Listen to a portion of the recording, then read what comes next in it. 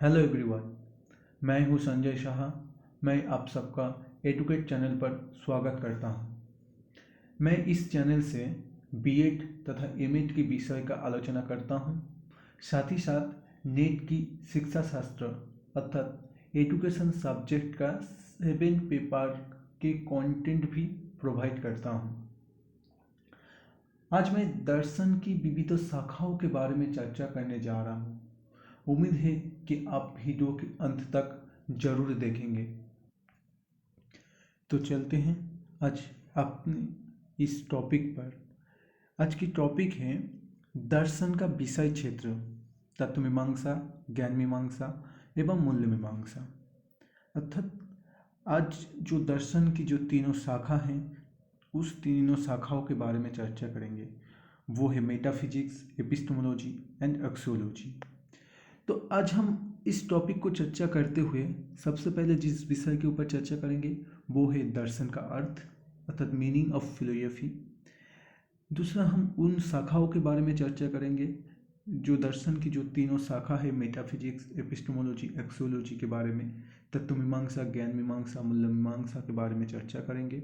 और साथ ही साथ हम इन तीनों शाखाओं को दर्श शिक्षा के साथ क्या संपर्क है वो भी हम डिस्कस करेंगे। तो चलते हैं आज की पहला पॉइंट, दर्शन क्या है, व्हाट इज फिलोसफी। अब फिलोसफी या दर्शन के बारे में चर्चा करने हैं तो हम सबसे पहले इसका मीनिंग को समझना जरूरी है। तो सबसे पहले हम फिलोसफी के मीनिंग को देखेंगे, उसके बाद देखेंगे कि दर्शन का सब अर्थ क्या होता है, क्योंकि फिलोसफी और दर्शन दोनों का अर्थ अलग अलग तरीके से होता है। इसकी जो उत्पत्ति होता है, जो सोर्स होता है, सोर्स के हिसाब से इनमें अलग अलग तरीके से मीनिंग आता है। तो सबसे पहले देखते हैं कि फिलोसफी क्या होता है। फिलोसफी जो शब्द होता है वो फिलोसफी शब्दों ग्रीक शब्दों की दो ग्रीक शब्दों से बना हुआ है। पहला है फिलोस, दूसरा है सोफिया। अब फिलोस और सोफिया ये दोनों शब्दों मिला के फिलोसफी शब्द उत्पत्ति हुआ है। अब फिलोस जो शब्द है, फिलोस शब्दों का अर्थ होता है लव अर्थात अनुराग, प्यार, प्रेम, प्रेम जिसको कहते हैं। और सोफिया जो शब्द होता है, सोफिया शब्दों की उत्पत्ति होता है विडसम। सोफिया शब्द का अर्थ होता है विडसम अर्थात ज्ञान। तो फिलो एंड सोफिया इन दोनों शब्दों को जब मिलते हैं तो बनता है फिलोसफी। ये फिलोसफी शब्द जो होता है ये इन दोनों शब्दों से मिलते हैं, फिलोस एंड सोफिया। तो इन दोनों शब्दों मिल के जो अर्थ आता है वो होता है ज्ञान के प्रति अनुराग। तो फिलोसफी जो शब्द होता है, फिलोसफी शब्द का अर्थ होता है ज्ञान के प्रति अनुराग। इसका मतलब ये हुआ कि जो फिलोसफी शब्द है, ये फिलोसफी शब्दों का अर्थ इस तरह से बोला जाता है कि जो हमारी ज्ञान होता है उस ज्ञान के बारे में हमें जो इच्छा होता है, जो प्यार होता है, जो ज्ञान के प्रति हमारी जो लव है, वही दर्शन फिलोसफी है। लेकिन दूसरी दर्शन जो शब्द होता है, दर्शन शब्दों की उत्पत्ति दृश्य धातु से हुआ है। दृश्य धातु जो हुआ है, दर्शन संस्कृत के एक शब्द है दृश्य, इस दृश्य धातु से बना हुआ है। इस दृश्य धातु का अर्थ होता है देखना, लेकिन दर्शन का मीनिंग देखना ही नहीं होता है, क्योंकि संस्कृत में इस दर्शन शब्दों की उत्पत्ति में बोला गया कि दृश्यते यथार्थ तत्तम अनेनो, अर्थात जो यथार्थ तत्व है उस यथार्थ तत्व की जो अनुभूति है, ये जो अनुभूति होता है वही अनुभूति को हम कहते हैं दर्शन। अब यथार्थ तत्व की अनुभूति का मतलब क्या होता है, जो हम फील करते हैं, जो हम महसूस करते हैं। क्या महसूस करते हैं कि सही तरीके से जो रियलिटी है, जो वास्तव है, जो यथार्थ है, जो रियल है, उस रियल चीज़ों की जो तत्वों का फील हमारे पास होता है वही दर्शन होता है। क्योंकि ये जो भारतीय अवधारणा है, दर्शन जो होता है ये भारतीय अवधारणा है, और जो फिलोसफी है ये हमारे वेस्टर्न अवधारणा है। तो ये फिलोसफी एंड दर्शन इन दोनों को जब देखते हैं तो इसमें एक चीज़ आता है कि हम ज्ञान की बात करते हैं, नॉलेज की बात करता है। लेकिन फिलोसफी जो होता है, फिलोसफी जो शब्द होता है, फिलोसफी शब्द सिर्फ और सिर्फ ज्ञान के ओरिएंटेड होता है। वो सिर्फ कहते हैं कि विड्स ऑफ लव ऑफ विडसम अर्थात ज्ञान के प्रति हम अनुरक्त होते हैं, अनुराग जब आता है ज्ञान के साथ हमें जब प्यार बनता है, वही दर्शन है। लेकिन भारतीय दर्शन वो नहीं कहते। भारतीय दर्शन कहते सिर्फ ज्ञान ही दर्शन नहीं है। ज्ञान को या ज्ञान को जान लेना या किसी ज्ञान हम जब ज्ञान प्राप्त कर लेते, प्राप्त करना ही दर्शन नहीं है। साथ ही साथ दर्शन वही होता है जब हमारे द्वारा यथार्थ तत्व की अनुभूति होता है। अर्थात ज्ञान को हम जब महसूस कर पाते, जो ज्ञान हमें प्राप्त होता है उसको हम जब महसूस कर पाते, वो होता है फिलोसफी। तो तो हम देखते हैं कि ये जो दर्शन फिलोसफी जो है, ये फिलोसफी हमारे ज्ञान के रिलेटेड होता है। लेकिन दर्शन जो होता है, दर्शन हमारी अनुभूति या रियलाइजेशन के साथ मिलता है। उसी के साथ हम देखते हैं कि हम जो ज्ञान प्राप्त करते हैं, वो ज्ञान को सिर्फ प्राप्त करना नहीं, उसको अनुभव करना अनुभव जब करते हैं, वही होता है दर्शन। नेक्स्ट हम देखेंगे दर्शन की विभिन्न शाखाओं के बारे में। अब दर्शन के जो विभिन्न शाखा हैं, उनमें से 3 मेन ब्रांचेस होता है। 3 मेन ब्रांचेस में एक है मेटाफिजिक्स, दूसरा है एपिस्टेमोलॉजी, तीसरा है एक्सोलॉजी।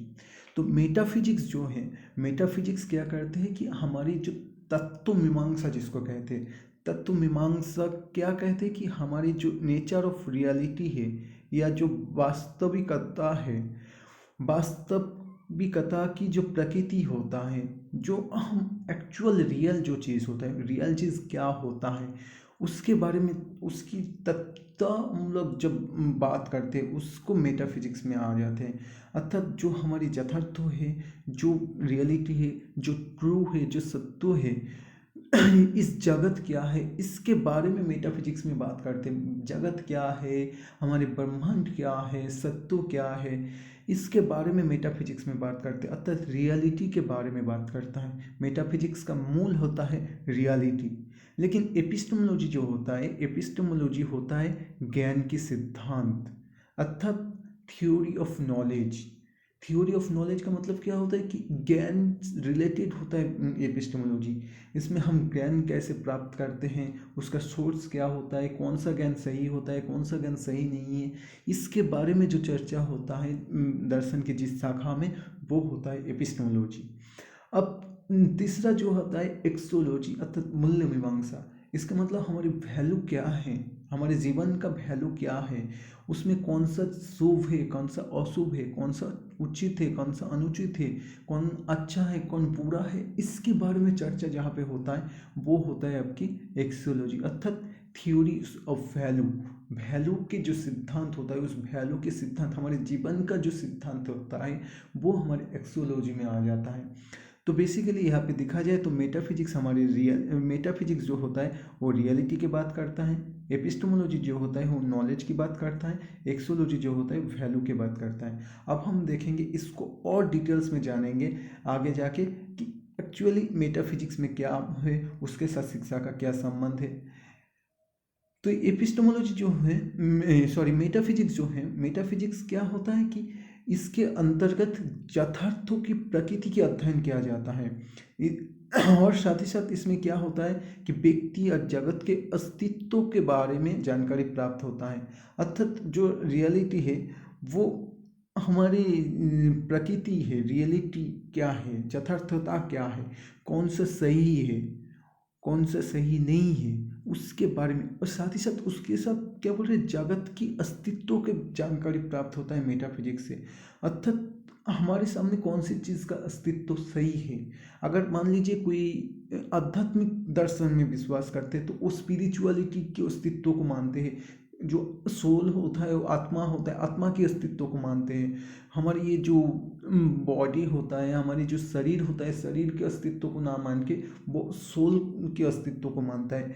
दूसरी और अपोजिट वे में अगर देखा जाए कि जो लोग में वास्तविकता मानते, वस्तुवादी जो होते हैं, वस्तुवादी दार्शनिक जो होता है, वस्तुवादी दार्शनिक क्या करते हैं कि वो हमारे सामने जो चीज़ें, हमारी जो रियल जगत है, रियलिटी अर्थात वस्तु जगत जो होता है, उस वस्तु जगत को सही मानते, उसके अस्तित्व को स्वीकार करते।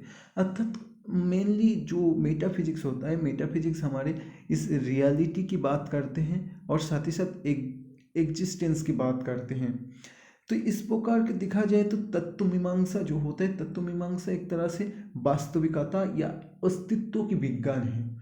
जो हमारे रियल होता है, रियलिटी जो होता है, उस वास्तविकता का विज्ञान होता है तत्व मीमांसा।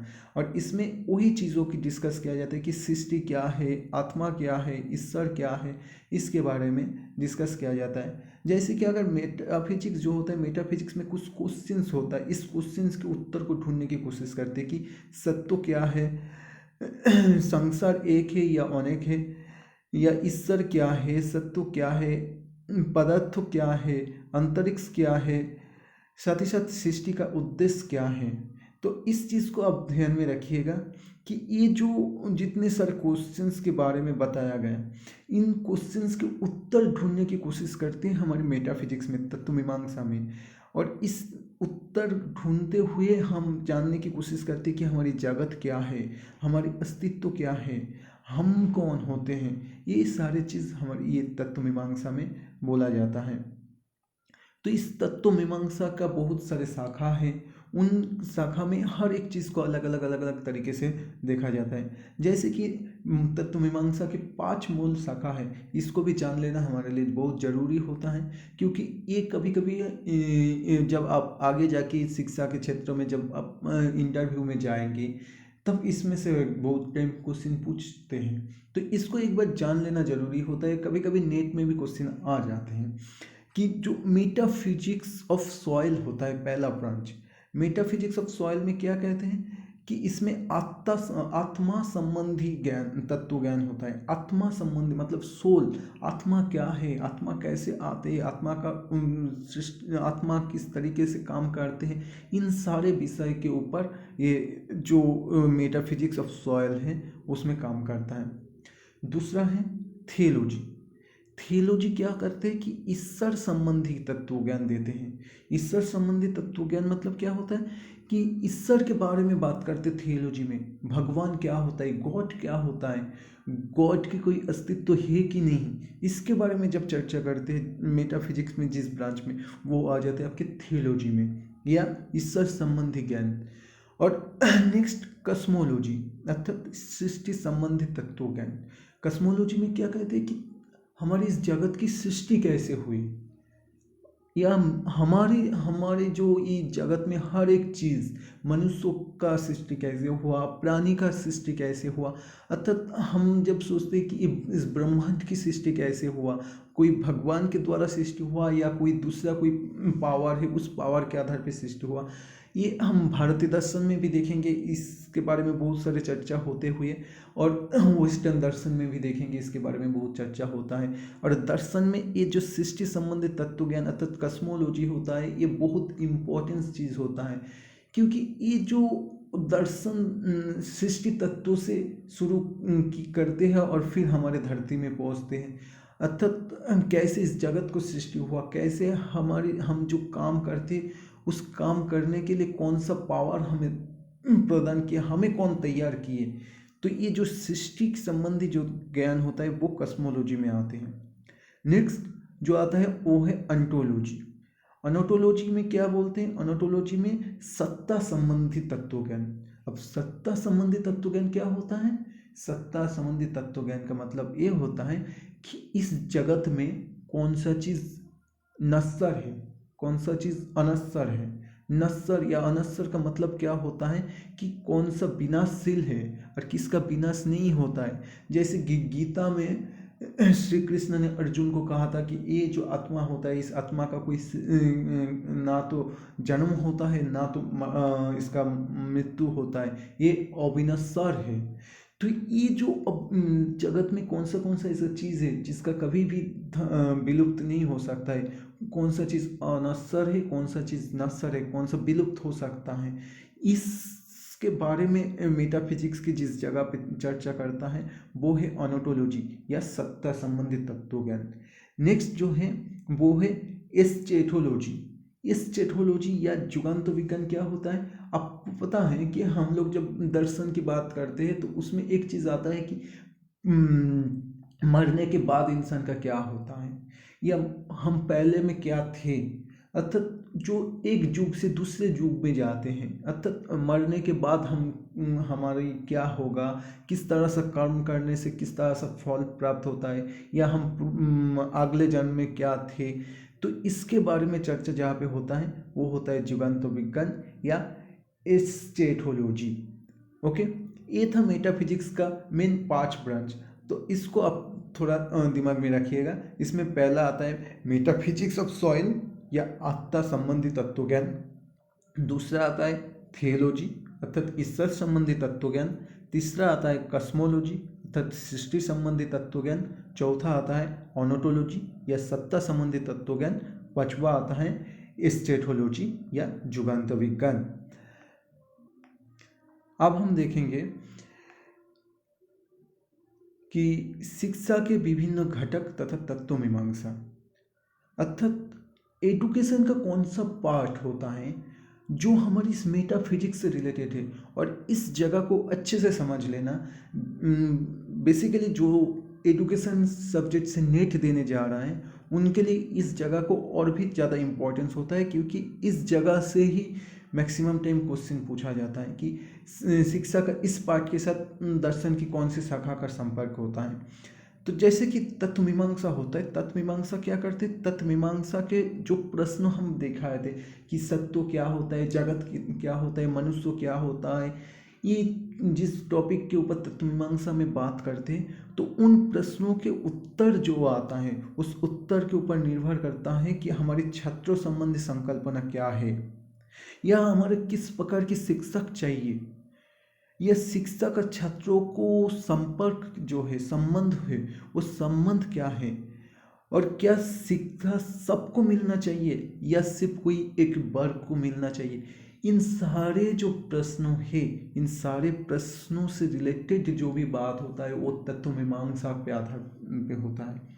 तो प्रश्न आपके मन में क्वेश्चन आ सकते हैं कि तत्व मीमांसा में तो हमें बात करते हैं कि जगत की सृष्टि कैसे हुए, या जगत क्या होता है, ब्रह्मांड क्या होता है, इसके साथ छात्र संकल्पना की बात कैसे आ गए, या टीचर्स की बात क्यों आ गए, टीचर्स क्या कैसे होना चाहिए, इस तरह से क्यों आ रहा है, क्योंकि हर एक मनुष्य को कोई ना कोई दार्शनिक या दर्शन सिद्धांत के आधार पर वो चलते हैं। हर एक इंसान का अपना अपना दार्शनिक सिद्धांत होता है। तो उस दर्शन के सिद्धांत के ऊपर मान लीजिए कि कोई एक शिक्षक है जो भौतिकवादी दार्शनिक में विश्वास करते हैं, तो वो अगर मानते हैं कि जगत अगर भौतिक तत्वों से निर्मित है, तो वो ये भी सोचते हैं मनुष्य भी भौतिक तत्वों से बना हुआ है, और वो जो छात्र होता है वो भी इस जगत का ही एक पार्ट होता है, उस भौतिक जगत का ही एक पार्ट होता है। तो वो सोचेंगे कि हमारे जो छात्र हुए वो छात्रों को हम हमारी वस्तु जगत की जो और एक पार्ट्स होता है, हर एक पार्ट्स के तरह वो डील करेंगे छात्रों के साथ। तो वो छात्रों को अलग से नहीं देखेंगे, वो हमारे सामने जो वस्तु जगत है, वस्तु जगत रिलेटेड वो छात्रों को सोचेंगे। लेकिन अपोजिट वे में अगर कोई दार्शनिक आध्यात्मिक दर्शन में विश्वास करते तो वो सोचेंगे कि ये जो जगत है, इस जगत आध्यात्मिकता पे डिपेंड करता है, आध्यात्मिकता की जो शक्ति है वही सत्य है, हमारे सामने जो कुछ है वो सत्य नहीं है। इस हिसाब से ये जो स्टूडेंट है, ये स्टूडेंट उसी का पार्ट है, तो उसमें उस तरह का शिक्षा देना चाहिए। वो उस शिक्षा की उद्देश्य क्या होना चाहिए, लक्ष्य क्या होना चाहिए, ये भी आपके डिपेंड करते हैं मेटाफिजिक्स के ऊपर। क्योंकि मेटाफिजिक्स जो होता है, मेटाफिजिक्स आपको ये दिखाता है कि हमारे जो दर्शन है, हम क्या पढ़ाएंगे, किस तरह से हमारी शिक्षा का लक्ष्य होगा, जो जो हमारी सृष्टि तत्व है, सृष्टि के आधार पे हम जिस तरह से दार्शनिक सिद्धांत रखते हैं, तो उस हिसाब से हम शिक्षा का उद्देश्य या शिक्षा का लक्ष्य भी उसी तरह से रखेंगे। तो जो मेटाफिजिक्स होता है, इस मेटाफिजिक्स के आधार पे हम शिक्षा का उद्देश्य को तैयार करते हैं। साथ ही साथ छात्रों की जो संकल्पना होता है, छात्रों की कॉन्सेप्ट होता है, छात्रों की कॉन्सेप्ट को क्लियर करते हैं। टीचर्स किस तरह से होना चाहिए वो भी हम देखते हैं कि इसी तत्व मीमांसा के आधार पे, और साथ ही साथ टीचर स्टूडेंट के जो रिलेशनशिप होगा, उस टीचर स्टूडेंट के रिलेशनशिप भी डिपेंड करता है कि दर्शन की तत्व मीमांसा के आधार पे। नेक्स्ट देखते हैं कि ज्ञान मीमांसा। या एपिस्टेमोलॉजी। अब एक ज्ञान मीमांसा या एपिस्टेमोलॉजी क्या होता है कि इसमें ये दर्शन की वो शाखाएं हैं जहाँ पे ज्ञान की उत्पत्ति, उसकी संरचना तथा उसकी सीमा एवं प्रक्रिया के विषय में अध्ययन किया जाता है। अर्थात ज्ञान कहाँ से उत्पत्ति हुआ है, ज्ञान की उत्पत्ति कहाँ से हुआ है, उसका संरचना कैसे है, उसका प्रकृति कैसा है, जो नॉलेज होता है उस नॉलेज का नेचर किस तरह का होना चाहिए, किस तरीके से हमें नॉलेज प्राप्त होता है, वो नॉलेज प्राप्त होने की जो प्रोसेस है, प्रक्रिया है, वो कैसे होता है, इस तरीके की बात दर्शन की जिस शाखा में होता है वो होता है ज्ञान मीमांसा या एपिस्टेमोलॉजी। अब इस ज्ञान मीमांसा में जिस प्रश्नों की उत्तर ढूंढने की कोशिश करता है वो है ज्ञान की वास्तविक प्रकृति क्या है, अर्थात रियल नॉलेज कौन सा है, रियल नॉलेज का नेचर किस तरह सा होना चाहिए, या वैध तथा अवैध ज्ञान में क्या भेद है, कौन सा ज्ञान वैलिड है, कौन सा इनवैलिड है, मतलब सही ज्ञान कौन सा है और सही ज्ञान कौन सा नहीं है, इसके बीच जो डिफरेंस है वो डिफरेंस को हम पता कर सकते हैं एपिस्टेमोलॉजी के आधार पे। साथ ही साथ ज्ञान प्राप्ति की साधन क्या है, किस साधन के आधार पे, मतलब टूल्स, हम ज्ञान को किसके माध्यम से प्राप्त कर सकते हैं, वो भी हम डिस्कस करते हैं एपिस्टेमोलॉजी में। तो अगर इन प्रश्नों के उत्तर अगर हमें ढूंढ मिल जाए तो उसको उत्तर हम दर्शन की जिस शाखा से मिलता है वो है आपके एपिस्टेमोलॉजी या ज्ञान मीमांसा। तो इसमें एपिस्टेमोलॉजी में मेन बात जो होता है वो होता है हमारे नॉलेज ओरिएंटेड, नॉलेज क्या है, नॉलेज को कैसे प्राप्त करें, नॉलेज प्राप्त करने की साधन क्या होना चाहिए, वो उसके ऊपर डिपेंड करके हम ज्ञान मीमांसा उसके उत्तर ढूंढते हैं। तो हम ज्ञान मीमांसा के आधार पे दर्शन की ज्ञान मीमांसा के जो शाखा है उस शाखा से हमें इसका उत्तर मिल जाता है। तो अब देखते हैं कि इसके साथ शिक्षा का क्या संपर्क है। तो बोल रहे हैं कि विद्यालय की पाठ्यक्रम निर्धारण करते समय ज्ञान मीमांसा प्रत्यक्ष एवं परोक्ष रूप से हमें प्रभावित करते हैं। तो इसको पहले समझने की कोशिश करते हैं कि विद्यालय के पाठ्यक्रम निर्धारण करने के समय एपिस्टेमोलॉजी हमें किस तरीके से हेल्प कर रहा है। बोले प्रत्यक्ष या परोक्ष रूप से, डायरेक्टली हो या इनडायरेक्टली हो, लेकिन पाठ्यक्रम को जब हम तैयार करते, निर्धारण करते हैं कि ये पाठ्यक्रम छात्रों को पढ़ाना चाहिए, तब हमें डिपेंड करना पड़ता है कि दर्शन की एपिस्टेमोलॉजी के आधार पे। क्योंकि एपिस्टेमोलॉजी हमें क्या बोलते हैं कि छात्रों को किस तरीके के ज्ञान देना चाहिए, किस तरीके की नॉलेज हमें देना चाहिए। और ये जो पाठ्यक्रम है, ये पाठ्यक्रम क्या होता है, पाठ्यक्रम की जो बात है, पाठ्यक्रम क्या करते हैं कि बच्चे को क्या पढ़ाया जाए। अब क्या पढ़ाया जाए इसका मतलब हुआ कि उसको कौन सा ज्ञान देना चाहिए। तो ये जो हम अगर दर्शन की एपिस्टेमोलॉजी के आधार पे अगर सोचे कि उस शिक्षा का अगर लक्ष्य हो जाए कि मोक्ष प्राप्ति, तो मोक्ष प्राप्ति अगर शिक्षा का लक्ष्य हो गए तो हम उस आधार पे डिपेंड करेंगे कि तब जो ज्ञान मीमांसा आएगा, ज्ञान मीमांसा में क्या बोलेंगे कि तो हमें उस ज्ञान को जरूरी है जिस ज्ञान के आधार पे हमें मोक्ष प्राप्ति होता है। तो अगर जिस ज्ञान के आधार पे मोक्ष प्राप्ति होता है उस ज्ञान को देना चाहिए, तो पाठ्यक्रम में हम उस तरीके की विषय को रखते हैं। तो ये होता है कि पाठ्यक्रम जब निर्धारण करते हैं तब डिपेंड करना पड़ता है हमारे ज्ञान मीमांसा के ऊपर या एपिस्टेमोलॉजी के ऊपर। दूसरा क्या है कि विषयों का चयन करने में, पाठ्यवस्तु के संकलन करने में तथा पाठ्य पुस्तकों का निर्माण करने में, अर्थात सारे के सारे विषय देखिए आप पाठ्यक्रम के रिलेटेड, अर्थात पाठ्यक्रम के रिलेटेड या ज्ञान के रिलेटेड विषयों का चयन, मतलब हम कौन से विषय पढ़ाएंगे वो भी ज्ञान के रिलेटेड। पाठ्य वस्तु के संकलन, पाठ्य वस्तु को तैयार करना, किस तरीके से हम पढ़ाएंगे, कौन सा विषय को पढ़ाएंगे, किस बेस पे पढ़ाएंगे, वो भी डिपेंड करते हैं ज्ञान मीमांसा के आधार पे। साथ ही साथ हमारे टेक्स्ट बुक किस तरीके का होगा वो भी डिपेंड करता है ये ज्ञान मीमांसा या एपिस्टेमोलॉजी के ऊपर में। नेक्स्ट क्या बोलते हैं कि हमारे शिक्षण विधि भी ज्ञान मीमांसा से प्रभावित हुए बिना नहीं रहते। जो टीचिंग मेथड, क्योंकि टीचिंग मेथड अगर हमारे सही हो गए, टीचिंग मेथड अगर सही तरीके से हम यूज़ कर पाते हैं तो हम बोल सकते हैं कि हम उसको अच्छी तरीके से ज्ञान प्राप्त करवाते हैं। क्योंकि टीचिंग मेथड होता है ज्ञान प्राप्ति के साधन। जो बोले थे एपिस्टेमोलॉजी में कि ज्ञान प्राप्ति के, एपिस्टेमोलॉजी के जो प्रश्न आए थे कि ज्ञान प्राप्ति का साधन हमारे क्या है। इस ज्ञान प्राप्ति के साधन की बात जो होता है, इस ज्ञान प्राप्ति के साधन के साथ आपके टीचिंग मेथड डिपेंड करता है। तो ये ज्ञान प्राप्ति के जो साधन हैं, ज्ञान प्राप्ति के साधन के साथ हमारे टीचिंग मेथड जो होता है, टीचिंग मेथड वही होता है कि ज्ञान प्राप्त हम किस तरीके से कर सकते हैं।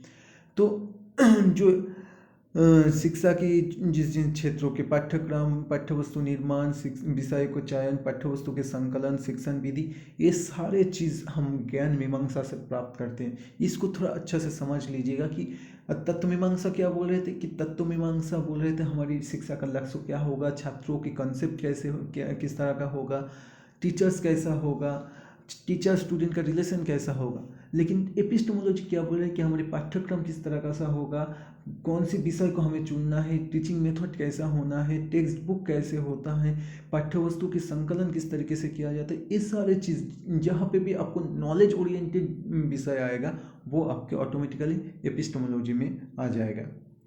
नेक्स्ट देखते हैं एथिक्स एंड एक्सोलॉजी। जो एक्सोलॉजी की बात बोले तो उस एक्सोलॉजी में दोनों आ जाता है कि एथिक्स एंड एक्सोलॉजी। इसमें नीति शास्त्र या मूल्य मीमांसा कहते हैं कि तत्व मीमांसा के प्रकाश में प्रत्येक दर्शन नैतिक जीवन तथा सद जीवन की व्याख्या करते हैं। अतः जब हम तत्व मीमांसा की बात कर रहे थे तो तत्व मीमांसा में हम जो भी चीज़ देख रहे हैं तो उसके आधार पे एक चीज़ तो आ जाता है कि हमारे जीवन कैसे सही तरीके से चले, या जो मोरालिटी होता है उस मोरालिटी सही बने। तो ये जो हमारे सद जीवन या मोरालिटी की जो बात आती है, इस मोरालिटी की बात हमारे एथिक्स एंड एक्सोलॉजी से रिलेटेड होता है कि नैतिक जीवन नीति शास्त्रों के क्षेत्र में माना जाता है। जो नैतिक जीवन होता है वो नैतिक जीवन आपके नीति शास्त्रों में आ जाता है, और सत जीवन की जो भावना आता है वो आपके मूल्य मीमांसा से आ जाता है। और नीति शास्त्रों के अंतर्गत मनुष्यों के द्वारा करणीय तथा करणीयों की व्याख्या की जाती है। अर्थात क्या करना चाहिए और क्या नहीं करना चाहिए वो हमारे सामने आ जाते नीति शास्त्र के अंतर्गत। और साथ ही साथ मानव व्यवहार के औचित अनुचित के विचार, ये जो कौन सी काम उचित चीज़, उचित कौन सा है, अनुचित कौन सा है, ये सारी चीज़ मूल्य मीमांसा में आ जाती है। मूल्य मीमांसा के क्षेत्रों में शुभ अशुभ, सुंदर असुंदर, अच्छा बुरा, ये सारे चीज़ आ जाते हैं। मेनली जो एक्सोलॉजी होता है, ये एक्सोलॉजी हमारी नैतिकता के आधार पे, वैल्यू के आधार पे होता है कि हमें क्या करना चाहिए, क्या नहीं करना चाहिए, कौन सा अच्छा है, कौन सा बुरा है। तो ये जो कौन सा अच्छा है, कौन सा बुरा है, ये सारे चीज़ हम कहाँ से मिलते हैं, ये एजुकेशन में इसके साथ क्या रिलेशन है। एजुकेशन में जब हम देखेंगे तो एजुकेशन में हम इसमें देखेंगे कि जो हमारी डिसिप्लिन होता है, अनुशासन, अनुशासन क्या होता है कि बच्चे को एक जगह पे सही तरीके से रखे, उसको अच्छा सा अच्छा व्यवहार उसमें आए। तो छात्रों के व्यवहार इसमें आ जाता है, छात्रों के व्यवहार किस तरह सा होना, उसका डिसिप्लिन कैसे होगा, अनुशासन कैसे होगा, विद्यालय की व्यवस्था कैसे होंगे, विद्यालय में छोटे बड़े के बीच में संबंध कैसे होगा, ये सारी चीज़ आपकी एथिक्स या एक्सोलॉजी में आ जाएगा। मतलब जहाँ पे आपको वैल्यू ओरिएंटेड बात आ जाती है, साथ ही साथ परीक्षा प्रणाली भी आपके इस एक्सोलॉजी में आ जाएगा। अर्थात बेसिकली जो अगर हम शिक्षा व्यवस्था के 3 पार्टों में डिवाइड करें तो सबसे पहला पार्ट आ जाते हैं आपके जो शिक्षा की उद्देश्य, और शिक्षा का उद्देश्य पूरा करते छात्र और टीचर्स के आधार पे। तो शिक्षा के उद्देश्य या शिक्षा का प्रोसेस जो होता है, शिक्षा के उद्देश्य या प्रोसेस आपके मेटाफिजिक्स में आ जाता है। और साथ ही साथ जो आपके ज्ञान ओरिएंटेड अर्थात पाठ्यक्रम से लेके teaching method, teaching content, subject, text book, ये सारे चीज़ आपकी एपिस्टेमोलॉजी में आ जाते हैं। और डिसिप्लिन ओरिएंटेड जो भी होता है कि हमें क्या करना चाहिए, क्या नहीं करना चाहिए, ये सब आपको एक्सोलॉजी में आ जाता है। ओके, ये था आज की मूल विषय। अब हम इसके आधार पे 2 क्वेश्चंस देखेंगे किस तरीके से बेसिकली नेट में इस कंटेंट से किस तरीके से क्वेश्चन पूछा जाते हैं। तो 2 क्वेश्चंस देखेंगे। क्वेश्चंस को देखिए, मैं आंसर यहाँ पे बता देंगे, लेकिन कोशिश करिएगा कि जब आप उसका आंसर अगर आप पहले दे रहे हैं तो कौन सा आंसर आपको मन में लग रहा है वो आंसर भी कमेंट करके जरूर बताइएगा। तो सबसे पहला क्वेश्चन जो है, a teacher is faced with the problem of choosing the appropriate teaching method for the transaction of A course content which branch of philosophy will most appropriate describe his her predicament। मतलब इस question में क्या बोल रहे हैं कि एक शिक्षक है जो एक समस्या के सम्मुखीन हो, किस तरीके की समस्या कि वो अप्रोप्रिएट टीचिंग मेथड चुनने में उसके सामने समस्या आ गए, जिसके आधार पे वो कोर्स की कंटेंट को आगे बढ़ाए या उसको छात्रों के सामने रखे। तो बेसिकली इसमें क्या बोल रहा है कि टीचिंग मेथड को चूज करने में उसको दिक्कत आ रहा है। और मैं क्या बताया था कि टीचिंग मेथड चूज करना है तो कौन से ब्रांच में जाना है, तो आपके यहाँ से आंसर क्या होगा, मेटाफिजिक्स, एपिस्टेमोलॉजी, एक्सोलॉजी, लॉजिक, इसमें से आंसर क्या होगा। तो हम बोले थे कि जो टीचिंग मेथड है, टीचिंग मेथड डिपेंड करता है आपके एपिस्टेमोलॉजी के ऊपर। तो एपिस्टेमोलॉजी में वो आएगा कि अगर उसके पास एपिस्टेमोलॉजी के बेस पे वो डिसाइड करेगा कि बच्चे को क्या पढ़ाना है, कौन से कंटेंट के आधार पे कौन सा टीचिंग मेथड यूज करना होता है। ओके, नेक्स्ट क्वेश्चन देखेंगे कि which branch of philosophy has a direct relevance for deciding transactional strategy of curriculum. Curriculum या पाठ्यक्रम की जो स्ट्रेटेजी होता है, पाठ्यक्रम की स्ट्रेटेजी को तैयार करने में दर्शन की कौन सी शाखा प्रत्यक्ष रूप से प्रभावित करता है। तो बता दीजिए, सबको पता है कि कौन सी शाखा प्रत्यक्ष रूप से उसको प्रभावित करता है। ये भी आंसर आएगा आपके एपिस्टेमोलॉजी, क्योंकि एपिस्टेमोलॉजी में ही हम बताए थे कि उसमें पाठ्यक्रम की बात करते हैं, पाठ्यक्रम तैयार करने की बात करते हैं। तो इस तरह से क्वेश्चन पूछा जाता है। यहाँ पे हम दोनों ही एपिस्टेमोलॉजी के आधार पे दिए। ये मे भी हो सकता है नेक्स्ट टाइम आपको क्वेश्चन आ सकता है कि शिक्षा की उद्देश्य जो होता है, शिक्षा का उद्देश्य डिपेंड करने में कौन सा ब्रांच में आता है, तब वो हो जाएगा मेटाफिजिक्स। तो ये था आज का विषय। तो अगर आपको हमारी इस विषय, इस कंटेंट को अच्छा लगे, मेरा इस चैनल अगर आप सबको अच्छा लगे तो प्लीज़ सब्सक्राइब कर लीजिएगा और बेल आइकन दबा दीजिएगा। और अगर आपका कुछ क्वेश्चंस मन में आए, कुछ जगह समझने में कुछ दिक्कत आ रहा है, तो ज़रूर कमेंट कीजिएगा और इस वीडियो को अपने दोस्तों के साथ ज़रूर शेयर कीजिएगा। Okay, thank you.